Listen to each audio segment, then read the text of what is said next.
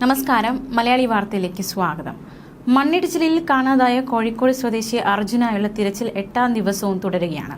ഗംഗാവലി നദിയിൽ തീരത്തു നിന്നും 40 മീറ്റർ മാറി 8 മീറ്റർ ആഴത്തിൽ ഒരു വസ്തുവിന്റെ സിഗ്നൽ നേരത്തെ കിട്ടിയിരുന്നു.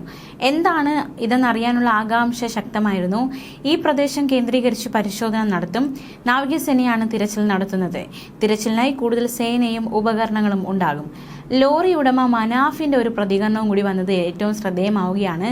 അർജുന്റെ ലോറി പിറ്റേ ദിവസം എഞ്ചിൻ സ്റ്റാർട്ടായതായി GPS-ൽ കണ്ടെത്തിയിട്ടില്ല എന്നാണ് ഈ മനാഫ് പറയുന്നത്. അത്തരം പ്രചാരണത്തിൽ വാസ്തവമില്ലെന്നും ലോറി ഉടമ പറഞ്ഞിരിക്കുകയാണ്. ഗംഗാവലി നദിയുടെ അടിത്തട്ടിൽ അർജുന്റെ ലോറി ഉണ്ടെന്നാണ് സംശയം. കനത്ത വെല്ലുവിളിയാണ് സൈന്യത്തിനും ദുരന്ത നിവാരണ സേനയ്ക്കും മുൻപിലുള്ളത്. ശക്തമായ അടിയൊഴുക്ക്, 25 അടിയിലേറെ താഴ്ച പശ്ചിമഘട്ടത്തിൽ നിന്ന് ഉത്ഭവിക്കുന്നു. ഇതാണ് ഗംഗാവലി നദി. ഈ 25 അടിയിലേറെ താഴ്ചയും ശക്തമായ അടിയൊഴുക്കും ഒക്കെ കനത്ത വെല്ലുവിളി തന്നെയാണ് നാവികസേനയ്ക്ക് മുന്നിൽ തീർക്കുന്നത്. ഹുബ്ലിക്ക് സമീപത്ത് നിന്ന് തുടങ്ങി നിബിഡ വനങ്ങളിലൂടെ സഞ്ചരിച്ച് അറബിക്കടലിൽ ചേരുന്നതാണ് ഈ നദി. ഏകദേശം 161 കിലോമീറ്റർ ദൈർഘ്യമുണ്ട് ഈ നദിക്ക്. നദി കടലിൽ ചേരുന്നത് ഗോകർണ പ്രദേശത്തിന് സമീപമാണ്. മൺസൂൺ കാലത്ത് നദിയുടെ ശക്തി കൂടും.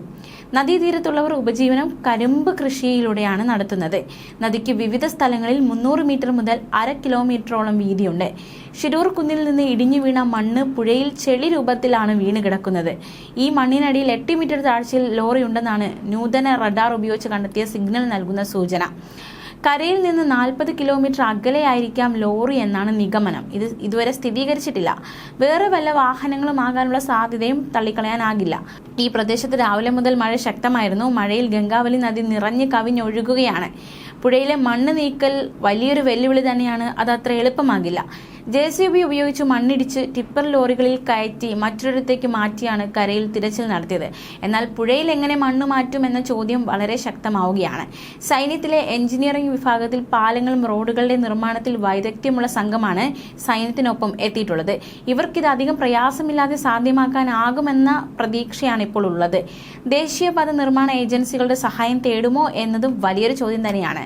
ദുർഘടമായ ഭൂപ്രദേശവും നദിയുടെ കുത്തൊഴുക്കും ഇതെല്ലാം വലിയ ഒരു വെല്ലുവിളിയാണ്. അത് അതിജീവിക്കാൻ കഴിയുമെന്ന് തന്നെയാണ് കരുതുന്നത്. ക്രെയിനുകൾ, വിഞ്ചുകൾ, ബാർജുകൾ, ഡ്രൈവിംഗ് ഗിയർ എന്നിവ ഉൾപ്പെടെ ആവശ്യമായ ഉപകരണങ്ങൾ ഈ സ്ഥലത്തേക്ക് എത്തിക്കേണ്ടതും ആവശ്യകത തന്നെയാണ്. മാത്രമല്ല, നദീതീരത്തേക്ക് ഷിരൂർ കുന്നിൻ ചെരുവിലെ പാതകളിലൂടെ ഭാരമേറിയ യന്ത്ര സാമഗ്രികൾ എത്തിക്കുന്നതും റെസ്ക്യൂ ടീമിന് മുന്നിലുള്ള വലിയൊരു വെല്ലുവിളി തന്നെയാണ്. ഇനി ലോറി കണ്ടെത്തുകയാണെങ്കിൽ എന്തൊക്കെയാണ് നടക്കാൻ പോകുന്നതെന്ന് നോക്കാം. ലിഫ്റ്റിംഗ് ഫോഴ്സിന്റെ സേവനം നിർണായകമാണ്. ലോറി എയർ ലിഫ്റ്റിംഗ് നടത്തുന്നതിന് എയർഫോഴ്സും സജ്ജമായി നിൽക്കുന്നുണ്ട്. ഹെലികോപ്റ്ററുകൾ അടക്കം ഇതിനായി എത്തിക്കാനുള്ള സാധ്യത പരിശോധിക്കുമെന്ന് എയർഫോഴ്സ് അധികൃതർ മാധ്യമങ്ങളോട് പ്രതികരിച്ചിരിക്കുകയാണ്. എന്തായാലും പ്രതീക്ഷയോടെ ഏവരും ഉറ്റുനോക്കുകയാണ്.